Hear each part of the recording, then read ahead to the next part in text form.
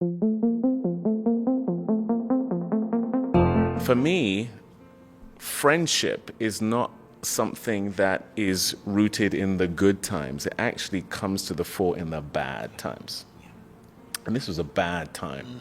This was a deeply challenging time. And when he talks about us having prayed together, we have snotty, dribbling, screaming, wailing prayed together over this stuff because it was hard.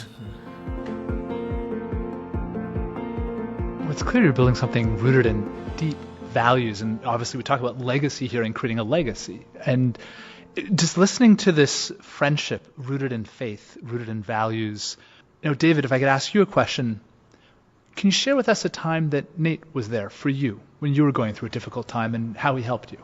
I've mentioned one of the profound moments where he did that thing that I think Nate briefly mentioned, the there can only be one syndrome, which is very prevalent whenever there's a marginalized group. It's very prevalent around black men, and certainly around black people in Hollywood.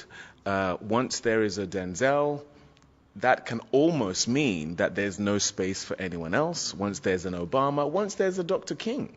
I think one of the challenging things for the movement was once he was murdered, assassinated, who's next?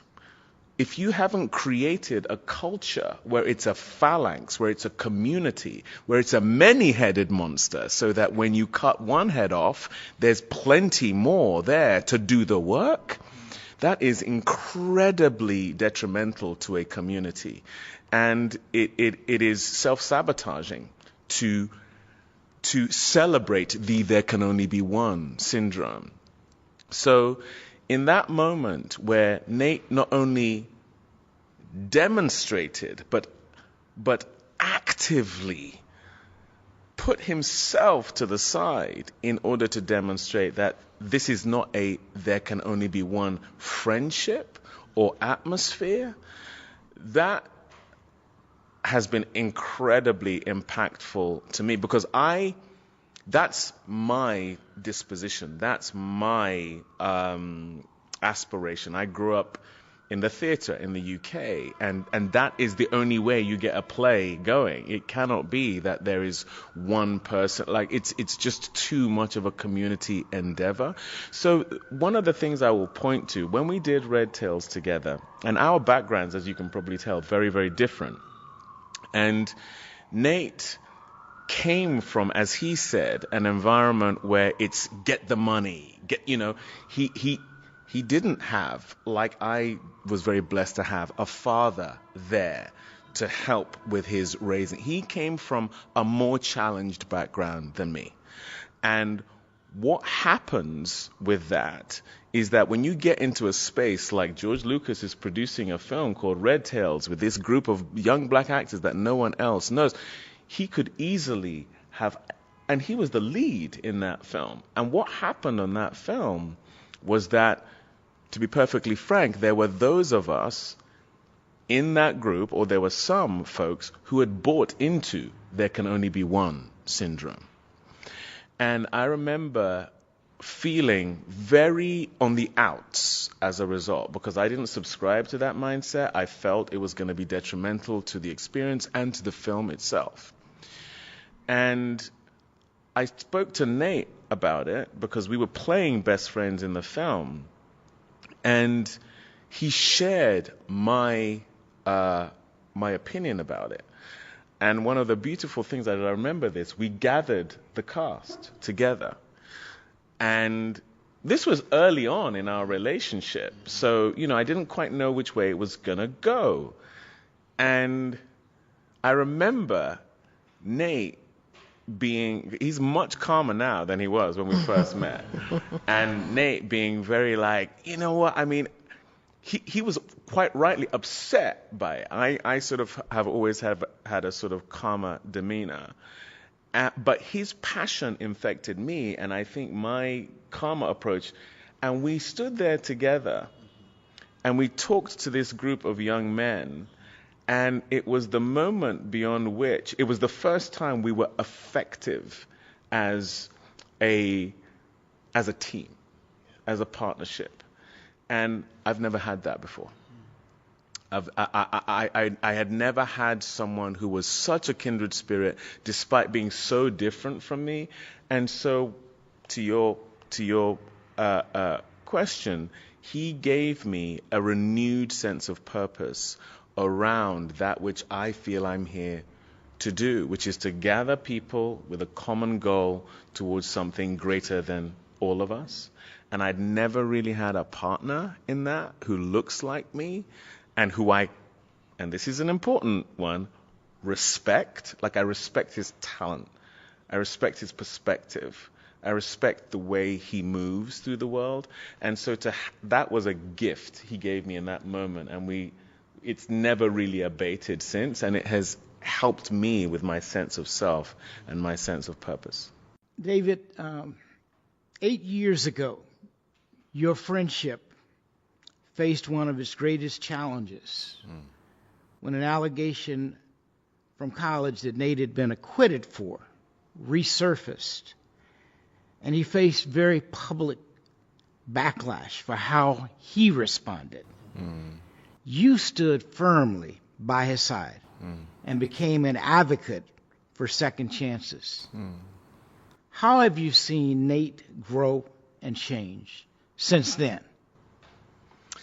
Yeah, that moment 8 years ago surrounding Birth of a Nation and these allegations, it was incredibly challenging to see someone you know very well going through something as painful as that, something as targeted as that. But also, like I said just before, I have watched Nate from when we first met, certainly to now and even to then, evolve enormously as a human being.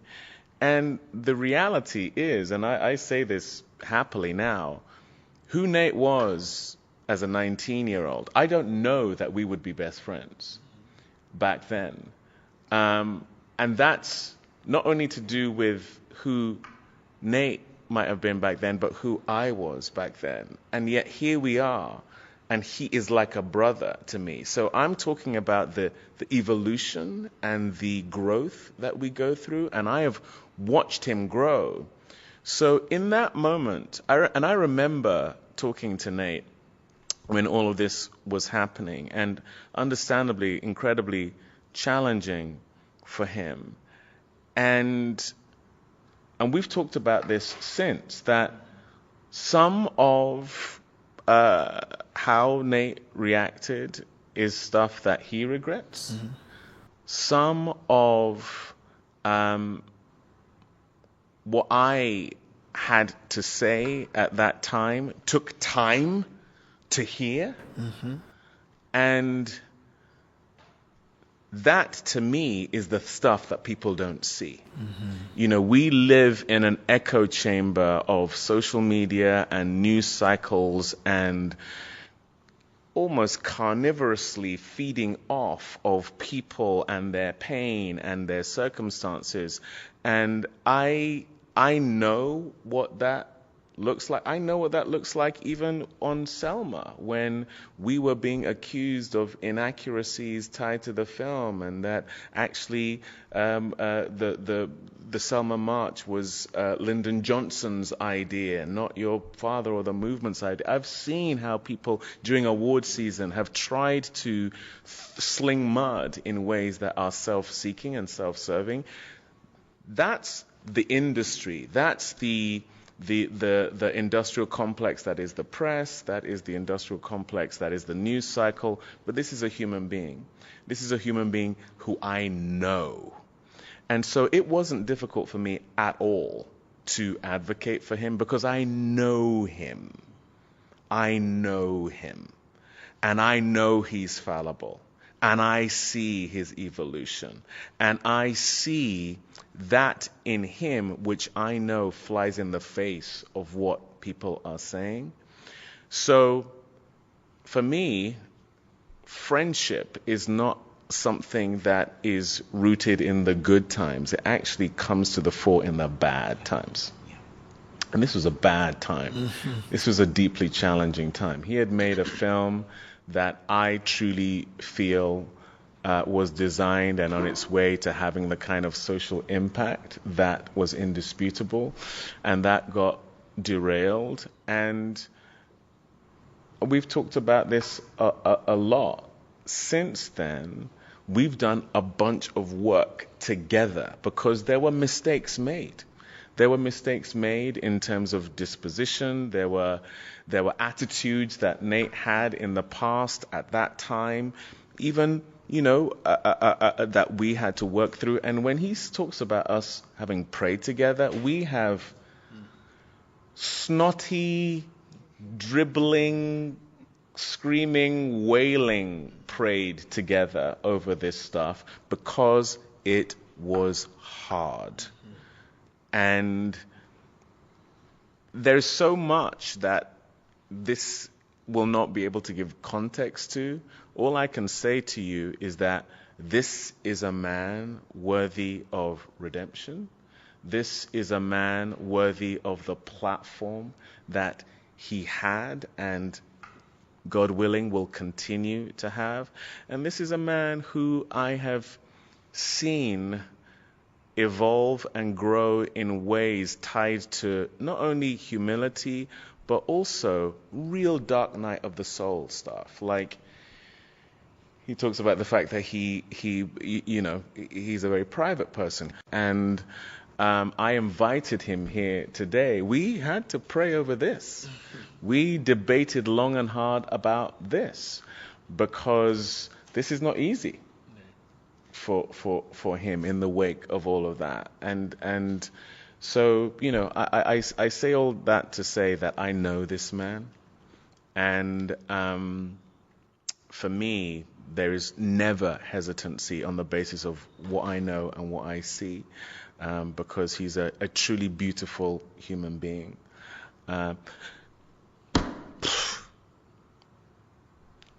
Sorry.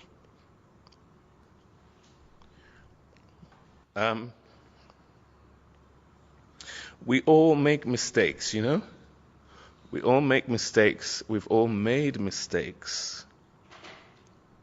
Nate has made his mistakes. But he, more than almost anyone else I have encountered, has stepped into a place of ownership of who he was, some of which is to do with environment, cultural whatever it may be. But this is a man who is worthy of grace. That's all I'll say. And that's why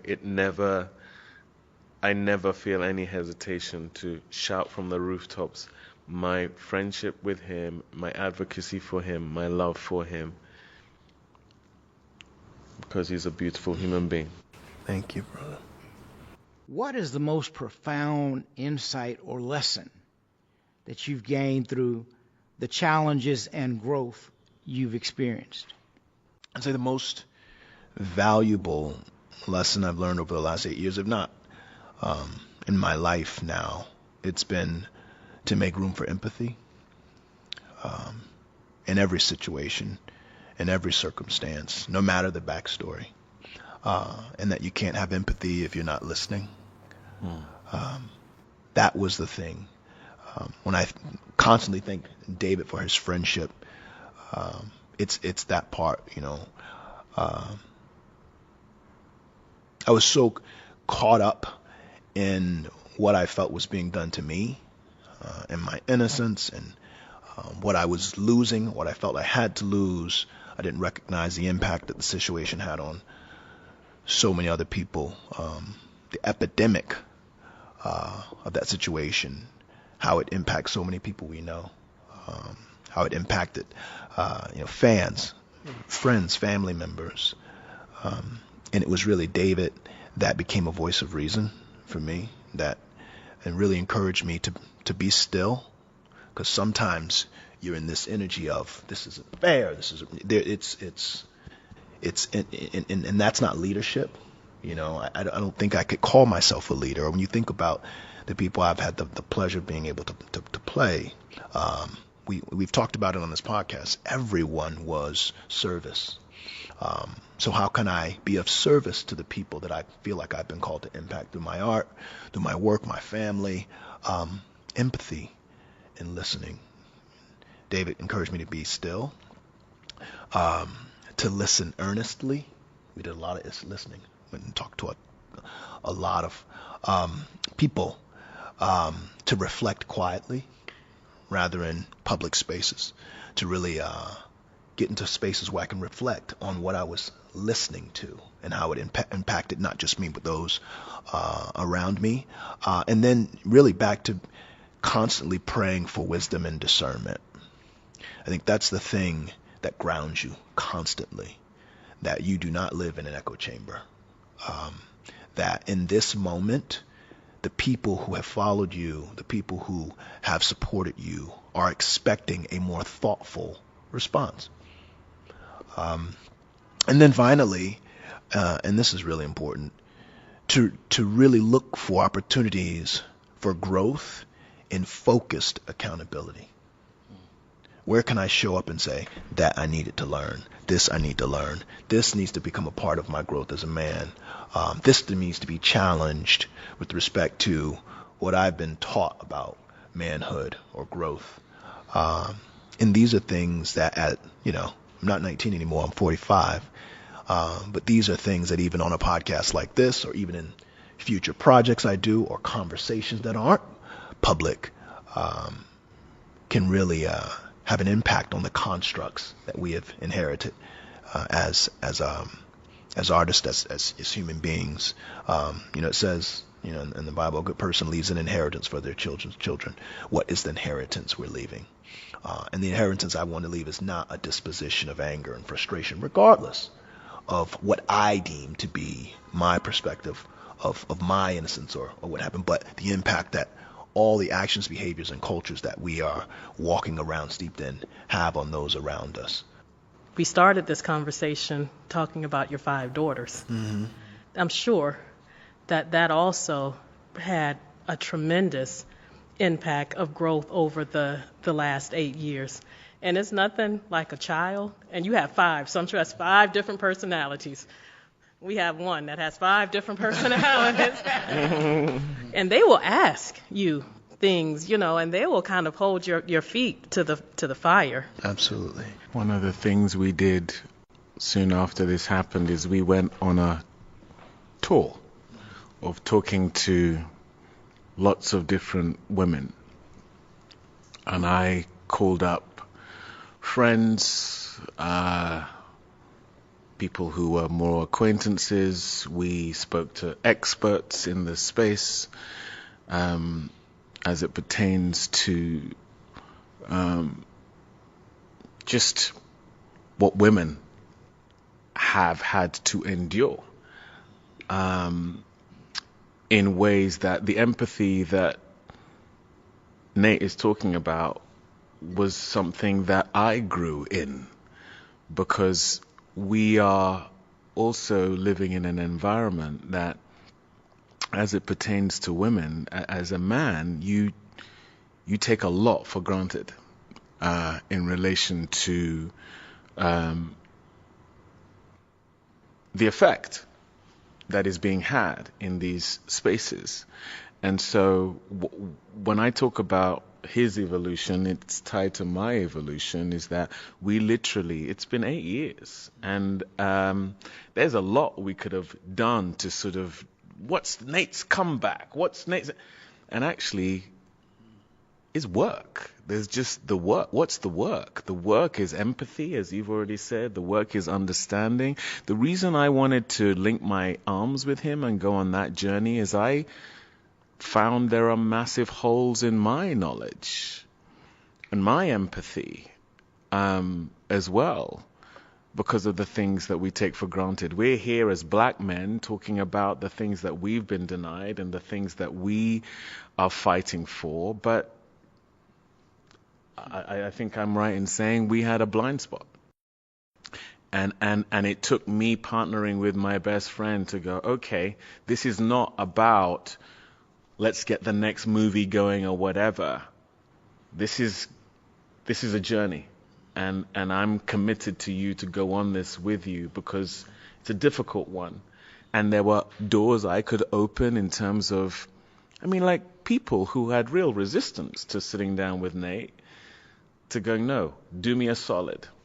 Sit down with him because he needs to hear what you have to say. And without naming names, it's the gamut of people you didn't know, I didn't know very well, to people you did who felt, real hurt in the wake of all of this. And it's been an extraordinary journey to go on that we don't feel the need to publicize because, in all honesty, if it's true, if it worked, if it's real, it will manifest in our children. Mm-hmm. It will manifest in our work.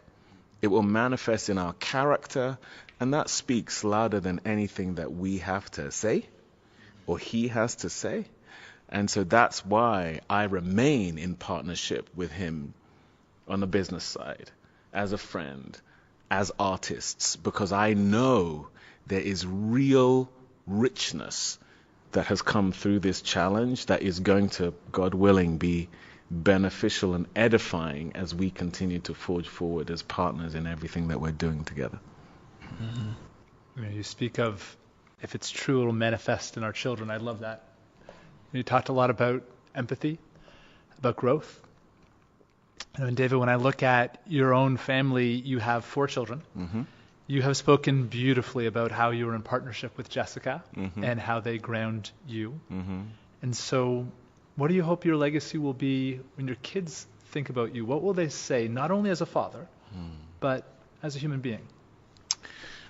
Well, it's what I just said. I have learned that with children, it's not what you say, it's what you do. And the amazing moments are when you see them modeling behavior that you didn't even really recognize or realize. Hopefully it's the good stuff, yes. That they were paying attention. Yes. And, my wife and I have a 2-week rule when we're never apart for more than 2 weeks.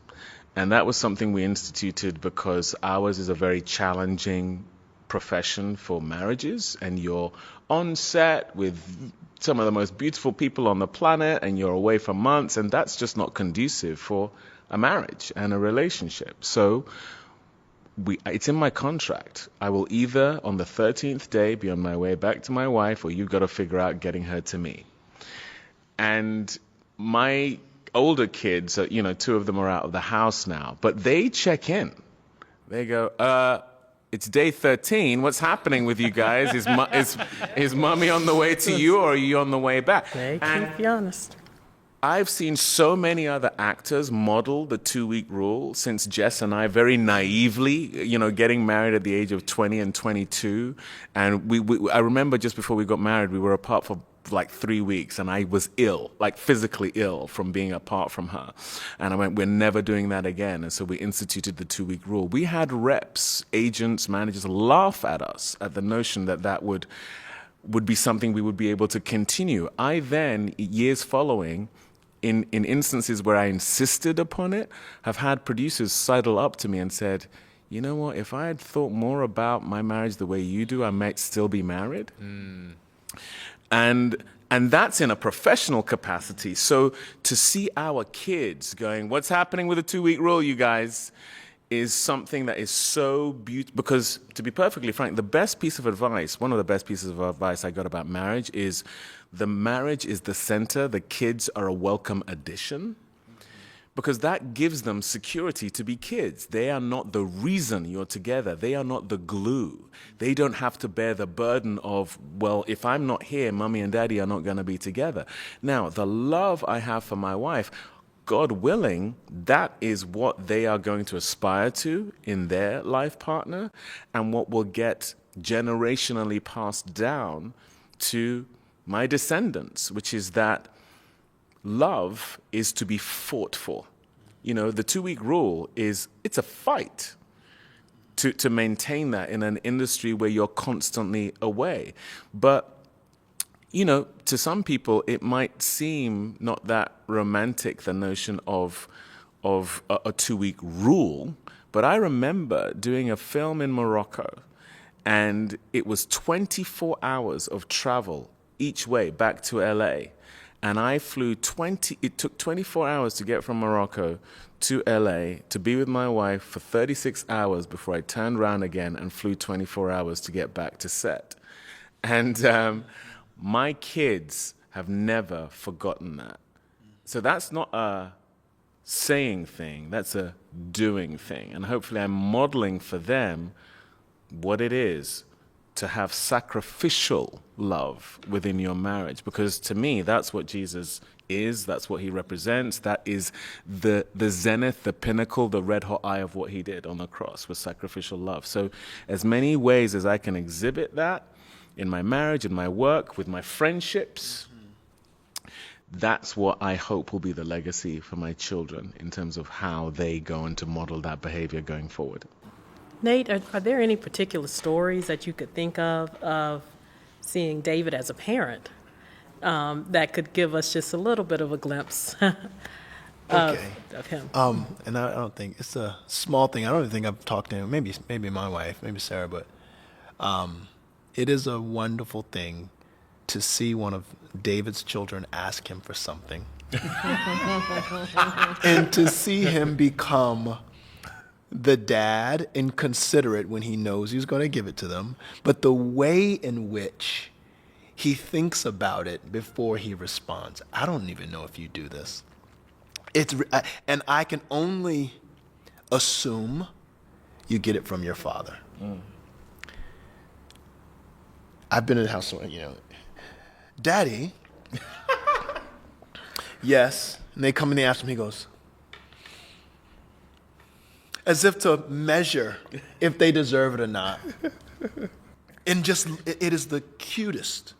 Like that relation, as a father of 5 girls, and in that respect, it doesn't matter if it's, I'm not going to say your children's name, I don't know, but the boys or the girl. But I just love seeing you contemplate and eye them for a moment and then give them what they've asked for, and to see them wait for it. To be on the outside looking in, and it's just the way you do it. It always makes me smile because it's to kind of speak to what you spoke to, presence, visibility, seeing your children, having spiritual contact. There's nothing fleeting and there's nothing flipped. That's one thing we have in common. You ask me a question, you're going to get an answer. And if you get no answer, that's an answer, and you know why. It is the one thing that growing up where I came from, your yes is your yes, your no is your no. You look people in the eye. If you're staying or if you're leaving, if you're hired or you look someone in the eye. And we bring that to our children. Can you look at this drawing? Yes. What is the drawing? There. David is like that with all of his. It's beautiful to watch. But when they ask him for something that they don't know that they're going to get,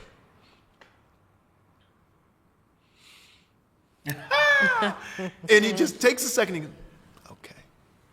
And then they go off and they get it. It is I don't know if you know, you probably do it intentionally. No, I do, because it's about making sure that you are acknowledging that the relationship is not flip. It's not just okay, daddy, because you know what kids are like. They'll time it. They'll time to where you're distracted, and so that you can just, whatever. Not David. Go to the, no, because my interactions with my kid, it's about intention. It's about eye contact. Yep. It's about you cannot say I love you enough. Yeah. because words are powerful. And I think you're saying I love you by the fact that regardless of whether I give you this thing or not, you need to know that love is part of the equation, regardless, whether it's a no or a yes. I'm looking at you to make sure it's not a flip yes or a flip no. Because, again, what you're modeling for your kids is relationship. The thing that I get so much joy from is when it's a no and they can come back, maybe not the same day, maybe not the next day, but they can go, thank you for saying no.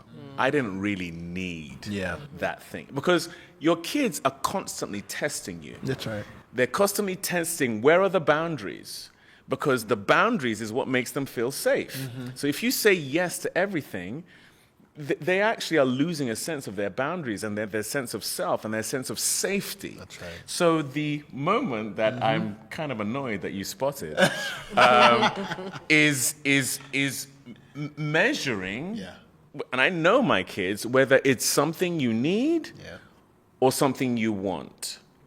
And I'm there to provide your needs, not your wants. And so it's that as well. And sometimes I'll give you what you want, but just know that's not going to be an all the time, everyday thing. So it's about intention and it's about connection, I think is the point.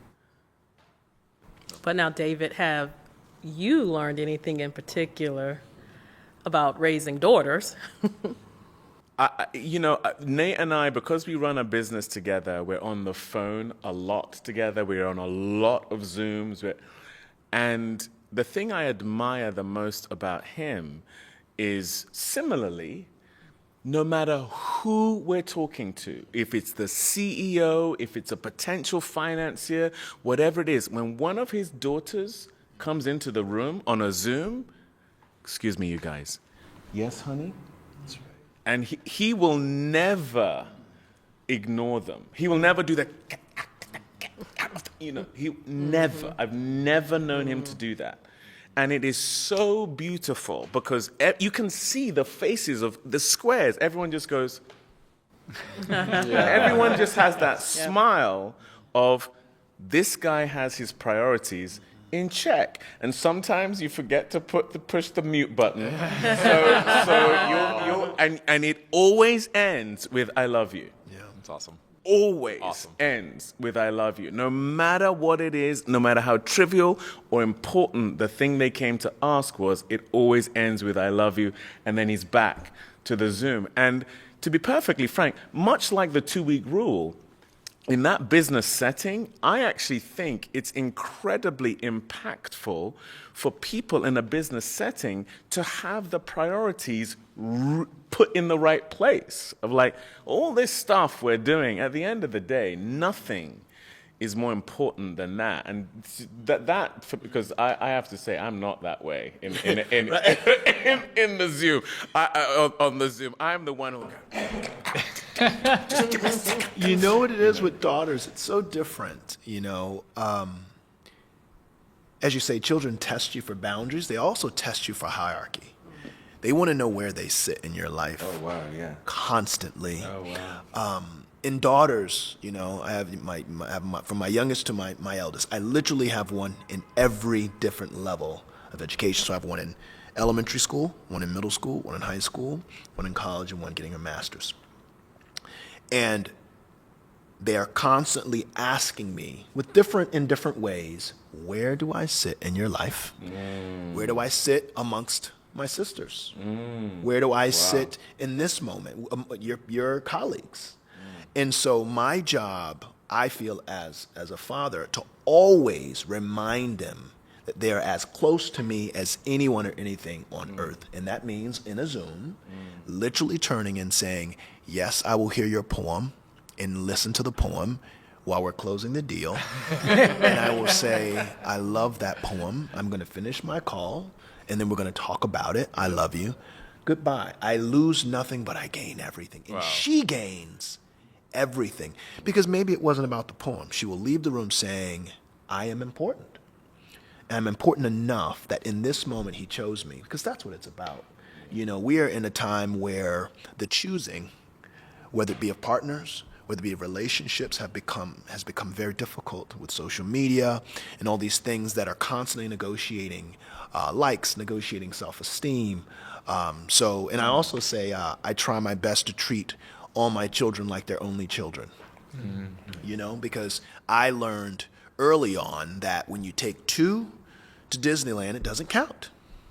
It just doesn't. If you take 3 out to dinner, it doesn't count. It's not a date. Yeah. That's a group. Yeah, I learned that from you. Yeah, right? I learned the daddy-daughter date from I mean, I only have one daughter. You literally came to my house last week with Justice, and he had forgotten his bag at my house because we spent the day together. So he had to come back a couple of days later. You came with your daughter Justice, and they were going out for lunch, for dinner together. Yep. And I was like, wow. Because I do that with my daughter. And that's kind of easier when you have one daughter and you have 3 sons. It's like the daddy-daughter day is like, of course, it's a dad. But the fact that you do that, I was so impressed with that because you specifically brought her to get the bag knowing that it was her day. It's her day. And I've been around Justice a lot. I have never seen her that effervescent and giddy and just happy. And she, I have a bunch of dogs in my house. She's petting the dog, she's dancing, and I could tell it's because you had singled the day for her that day. And the way she skipped out of the house, knowing that you guys were going off to dinner. Yeah. But that I learned from you. I didn't know how prioritous that needed to be. And my sexism lies firmly in the fact that I do treat my daughter differently than my sons. I don't know if it's right or not, but I was one of 3 boys. Then I had 3 boys. Then, oh my Lord, I had a daughter, which is the thing where I go, you have 5. The effect this girl has on my heart should be illegal. I mean, it is just so seeing her.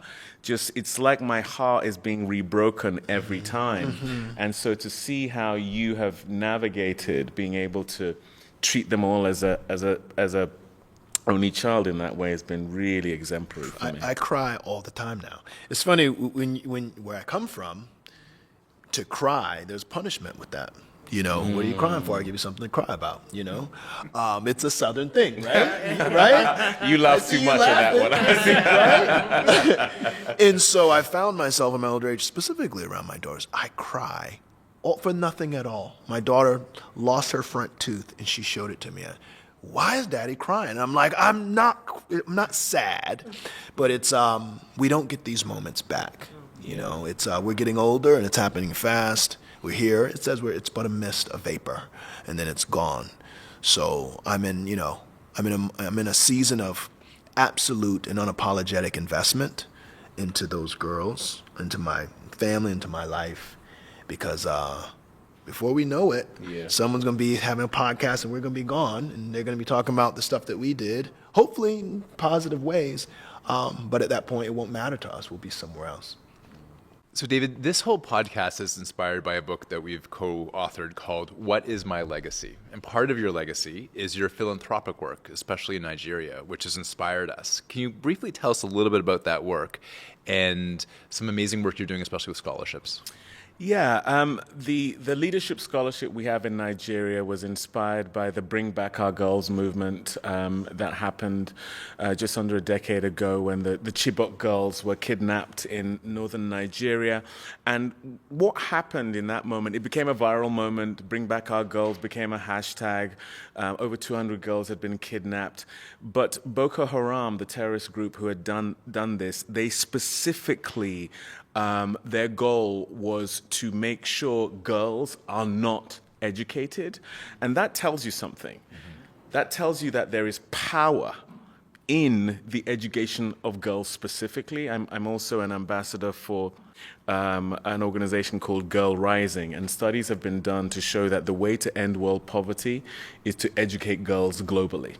And when you think about something as lofty as ending world poverty, it just feels insurmountable. But if you can educate one girl and have her consider the notion of leadership as part of her legacy, that's a very real drop in the ocean of ending world poverty. So I partnered with a foundation called GENCO to start the David Oyelowo Leadership Scholarship. And long story short, we now have 45 girls who we're paying for all of their education. We find girls who have been dealing with terrorism or socioeconomic marginalization, all of these patriarchy, which is as much as I love being Nigerian, it's a very patriarchal society that traditionally can often marginalize women and stymie their opportunities. So that to me is unacceptable. A lot of it, we've talked about my daughter ad nauseum, but a lot of it was inspired by having a girl all of a sudden and realizing, oh my gosh, do I have a blind spot? Because suddenly I have a person in my life where the idea that their gender would be the reason why they would not be afforded every opportunity, unacceptable to me. So our leadership scholarship is a means of doing that, and we are in 4 states in Nigeria right now. We've partnered with schools in those 4 states to basically have the best we can find who would not otherwise get the education they deserve and plant them in these schools where we will pay for not only their education, but the thing that we really learn is mental health, because they're coming out of very difficult situations. So we're paying for that component as well. And is there a website for people to learn more yes, about getting involved? GENCO.org, and everything's GEANCO.org, and it's a foundation, and they can find all the information there. Thanks. Thank you for sharing. Thank you. I love that, because as Coretta Scott King said, that if the soul of this nation is to be saved, then women must become the soul. Absolutely. And I think that can be said around the world. For sure. For sure. And then, of course, you have a wonderful Apple TV series. Yeah, Government Cheese is about a family of 4 in the Valley in the late 1960s, and I play a bit of a ne'er-do-well who's just come out of prison and is trying to do right by his family, but he has these encounters with God. So it's a surrealist, parabolic comedy, and he's a man who's trying to get back on the straight and narrow, trying to do God's will, but really being pulled back into his past. And the question of the show is, can he become worthy of his wife and children all over again, which is the path that God is trying to get him back onto. But, I'm really, really proud of that show, because it's set in the 60s, where we know, certainly at this table we know, we were dealing with a lot of strife and unrest as black people, but it doesn't touch on that. It's just a beautiful celebration of a black family at a time and a place that we very rarely see on TV, and it's a half-hour comedy, and I'm just really proud that we got it made. And it's very fun. We don't always get to have fun, especially in the 60s. So definitely check it out. Definitely check it out. Tell me about it. Amen to that. Beautiful. Yes. Well, gentlemen, I love the laughter. I think it's a beautiful note to end on, because we put together this, the 4 of us, originally because we wanted to invite people to have conversations about legacy, to listen, to learn, and yes, to have a lot of fun. And I think back at the conversation of how we live legacy. I love the 2-week rule. I want to shamelessly steal that. Oh, please, and it's yours. Thank you. Well, I think we want to bring it into our lives. I want to talk to my wife about that one. I love the idea of you cannot be what you cannot see. I think it's deeply powerful, but it's also a great call to action for role models out there. Yes. I love your conversation about consult God before consulting the ego. Nate, your tribute that you gave to David, I thought was beautiful. And I'm actually going to repeat that one again. Consult God before consulting the ego, because that is profound. I love the idea you cannot say I love you too much. And it fits so beautifully on what both of you have said, which is, where do I sit? And always reminding kids that they are our priorities, our family, our spouses, our loved ones.